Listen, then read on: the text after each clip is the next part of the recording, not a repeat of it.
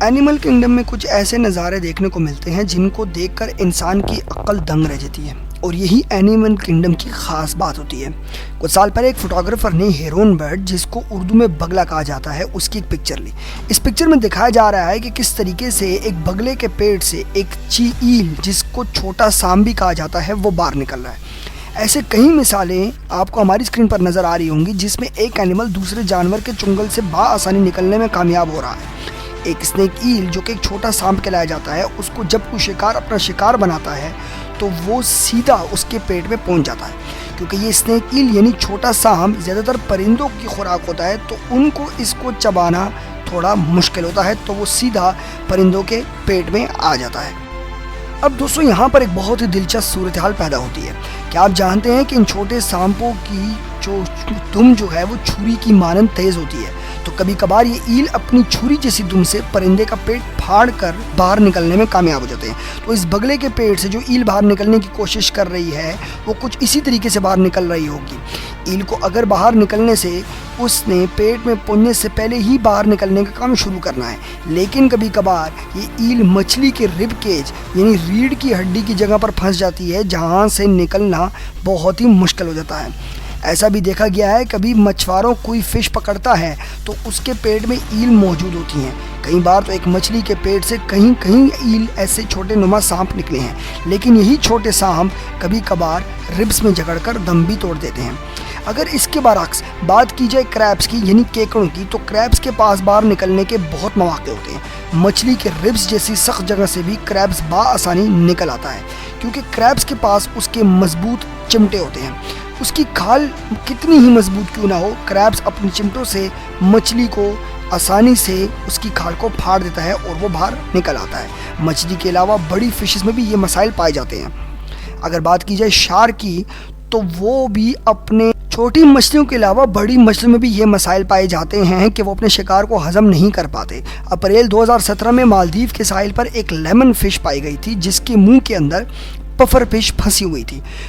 پفر fish کی اگر بات کی جائے تو ایک ایسی مچھلی ہے جو کہ خطرے کو دیکھ کر پھولنا شروع کر دیتی ہے۔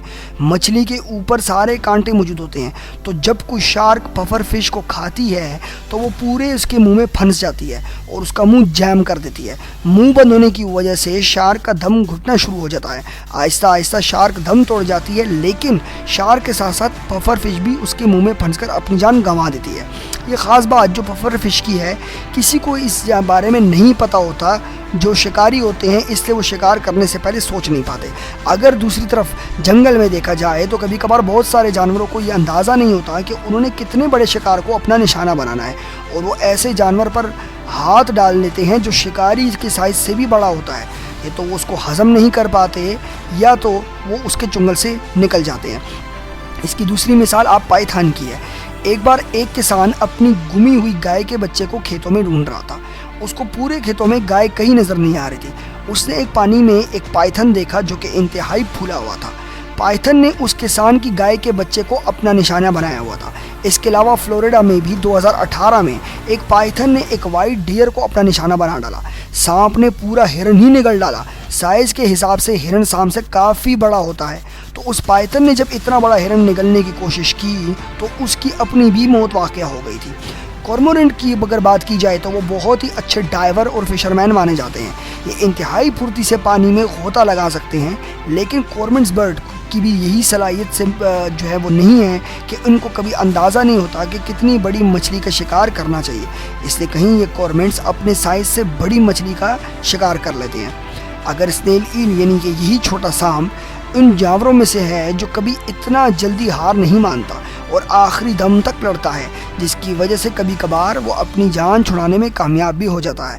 کارمورنٹس جب ایل کا شکار کرتے ہیں تو ان کے بیچوں بیچ خوب جنگ ہوتی ہے، اتنی سر جنگ کہ کبھی کبھار ایل کارمورنٹس کی چونچ میں خود کو لپیٹ لیتا ہے، اور وہ اس طرح لپیٹ لیتا ہے کہ اس کو کھولنے کا موقع نہیں ملتا۔ ایک بار ایک تصویر وائرل ہوئی تھی جس میں ایل نے کارمورنٹ کو صحیح طریقے سے جکڑا ہوا تھا۔ حالانکہ دونوں جانور کی موت واقع ہو گئی تھی، لیکن کبھی کبھار ایل اپنے آپ کو بچانے میں بھی کامیاب ہو جاتا ہے۔ 2011 میں گرین لینڈ میں ایک عجیب واقعہ پیش آیا تھا۔ ایک بڑے سانپ نے ایک چھوٹے سانپ کو اپنا نشانہ بنا ڈالا، لیکن بڑا سانپ بلی کے پنجے سے مارا گیا، جس کے بعد اندر سے چھوٹا سانپ نکل آیا۔ یعنی کہا جا سکتا ہے کہ بلی نے ایک بڑے سانپ کا شکار کر کے چھوٹے سانپ کی جان بچائی تھی۔ اسی طرح اگر بگلے کا ذکر کیا جائے، جس کا پہلے بھی ذکر ہوا ہے، وہ بھی سانپوں کو جکڑ لیتے ہیں، لیکن سانپ بھی ہوشیاری سے ان کا منہ جکڑ لیتے ہیں اور وہ اپنا منہ نہیں کھول پاتے۔ 15-20 منٹ تک گیرن سانپ کی پکڑ ڈھیلی ہونے کا انتظار کرتا ہے، لیکن سانپ اتنا آسانی سے نہیں چھوڑتا۔ بلائنڈ اسنیک کی اگر ہم بات کریں تو یہ سانپ بھی مینڈک اور الو کو آسانی سے نظر آ جاتے ہیں، لیکن یہاں پر بھی وہی مسئلہ آتا ہے، یہ اس اینیمل کو ڈائجسٹ نہیں کر پاتے۔ بلائنڈ اسنیک پوری باڈی سے ہوتا ہوا ان کی اینس کے ذریعے باہر نکل آتا ہے اور وہ زندہ بھی رہتا ہے۔ حالانکہ ابھی سائنٹسٹ اسی بات کا پتہ لگانے میں ہیں کہ آخر ایسا کیا ہے کہ بلائنڈ اسنیک جو ہے وہ اتنا آسانی ڈائجسٹ نہیں ہو پاتا۔ بات کرتے ہیں اسنیلز کی، تو ایک رپورٹ کے مطابق 15% اسنیلز کسی نہ کسی پرندے کا شکار بن جاتے ہیں، لیکن یہ بات یہاں دیکھنی ہوگی کہ برڈ اسنیل کو ڈائجسٹ نہیں کر سکتا۔ وہ برڈ کو ٹیکسی کے طور پہ اس طرح یوز کرتا ہے، ایک جگہ سے دوسری جگہ ٹرانسپورٹیشن کے لیے۔ جب وہ پرندہ جس نے اسنیل کو نگلا ہوا ہوتا ہے وہ جب دوسری جگہ پہ چلا جاتا ہے تو وہی اسنیل ان سے باہر نکل آتا ہے اور پھر وہیں پر اپنی کالونی بنانا شروع کر دیتا ہے۔